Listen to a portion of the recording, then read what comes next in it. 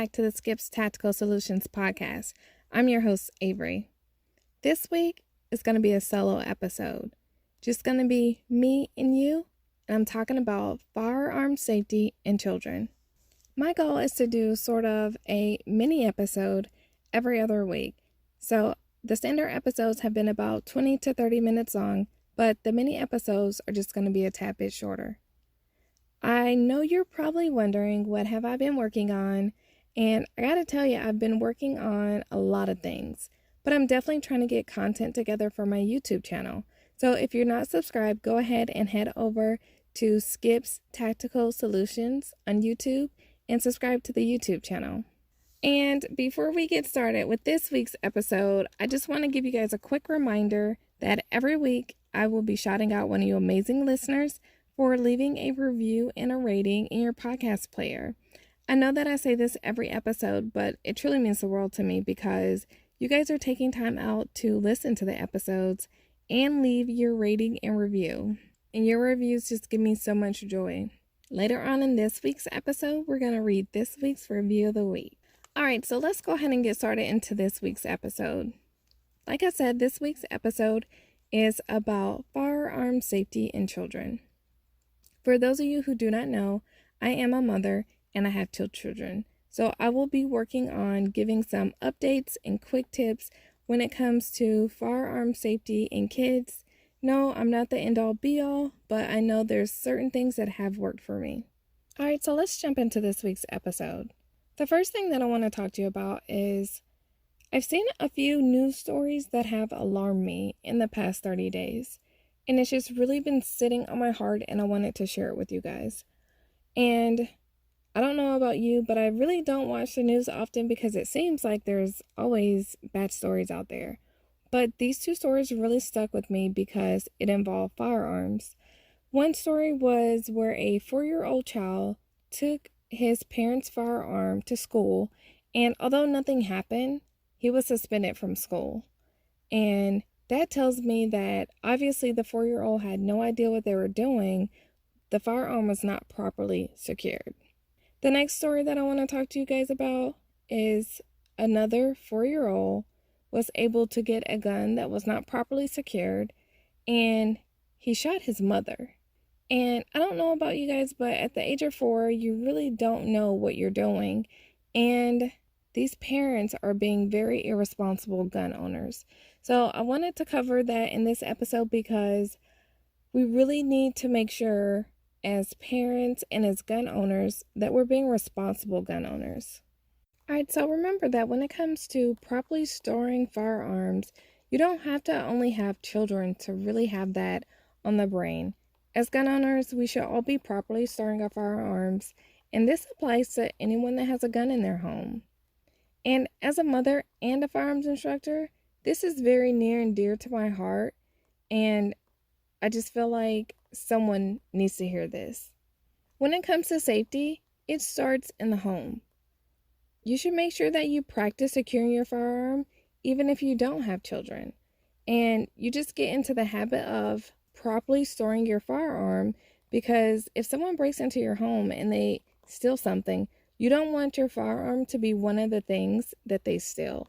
And when it comes to gun safety, that can be something that you can embark on with your entire family. And as a family, you can learn gun safety whether or not you choose to keep guns in your home. Because remember, your children are not with you 24/7, so they may be exposed to firearms, and you want them to know what to do and what not to do when it comes to guns. So you also want to make sure that you store guns safely and securely when they're not in use. I'm going to ask you a question that I really want you to think about. Where do you de-arm once you're back home or you turn in for the night? Do you de-arm by taking your firearm off your body and you sit it on a table, a kitchen counter, or a side table? Because what I can tell you is those are all not good places to properly store your firearm. And just make sure that you get in a habit of putting it in a safe and making sure that it's properly secured. And remember, when it comes to your ammunition, it depends on the situation, because you may need to store your ammo in a separate container. You want to also keep your keys where your children or other unauthorized people can't find them. And when I say unauthorized people, you want to think about family members or friends who may come to visit. What about that home repair person that may need to go into your bedroom? Or, I don't know about you guys, but if you have a cleaning person, they may be someone else who may have access to your firearm when you don't want them to. And of course, there's always that person who may break into your home and rob you. You also want to make sure that you ensure that the storage level is providing an adequate level of protection. And that's the adequate level to prevent unauthorized people.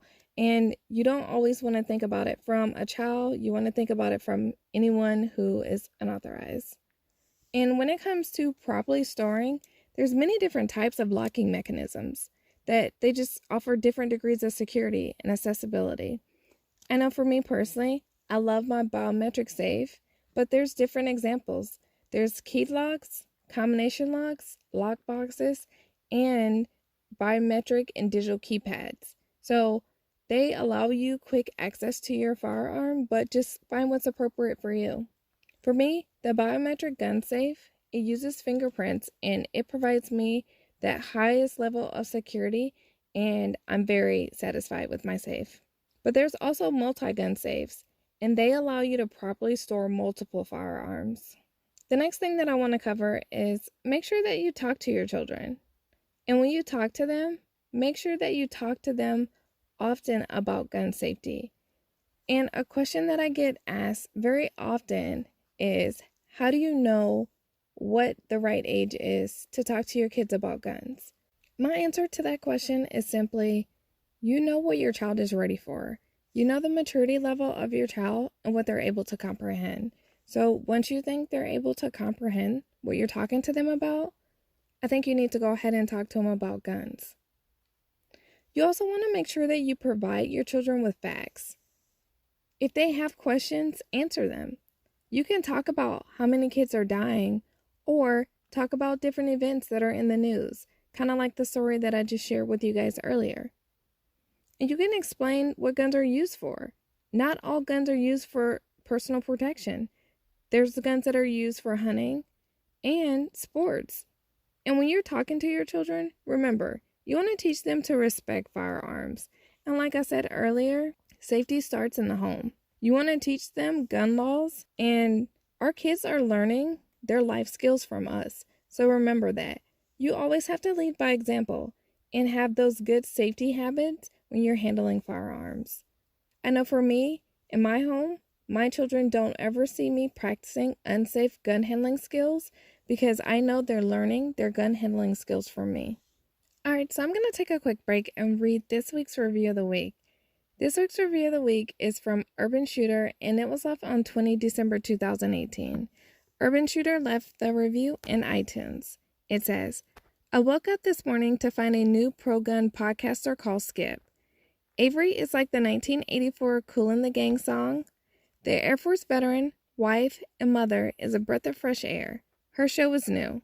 She is very amicable, receptive, knowledgeable, approachable, and I like how she connects with people. Grow with her. Subscribe and join the journey. So I have to say that this review means a lot because of the person that it came from. And I mean, like I said before, every review means a lot to me. But I'm going to share why this review means so much to me. This review came from Ken Blanchard. Ken left this review, and this was before we had ever spoke to each other.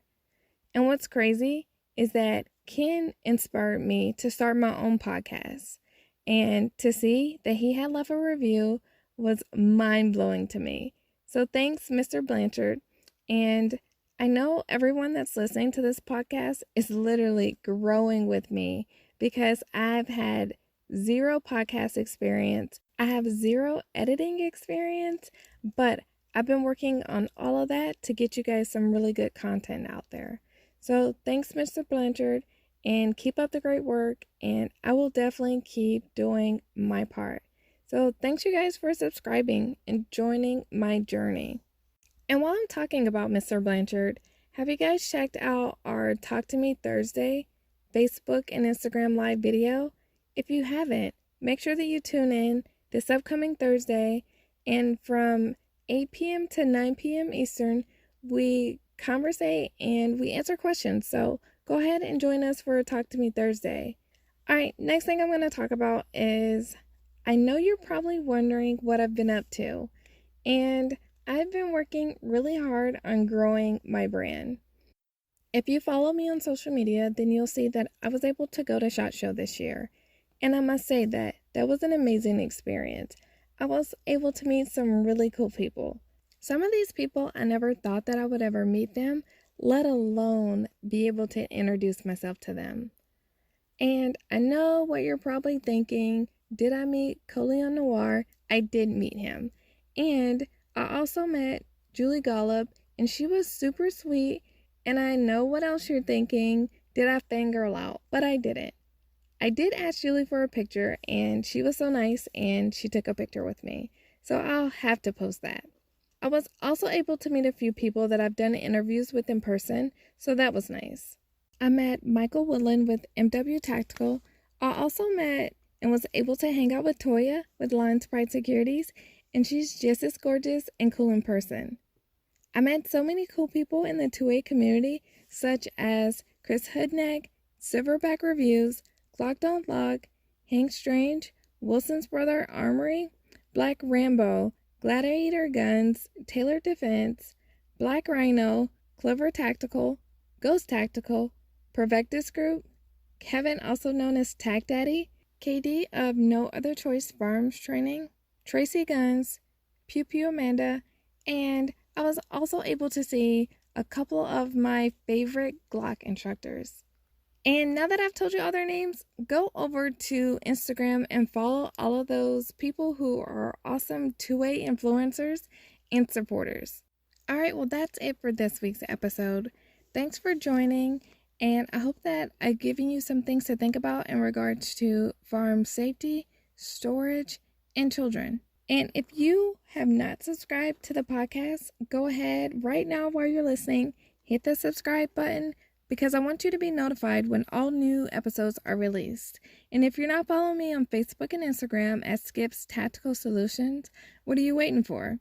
I mentioned earlier the weekly live video that I do on Facebook and Instagram on Thursdays at 8 p.m. Eastern. My podcast listeners will be the first to know that I will be doing a Facebook and Instagram giveaway here soon, so make sure that you stay tuned for that. You can always check out my website, skipstacticalsolutions.com, and I hope that you'll join us for our next episode.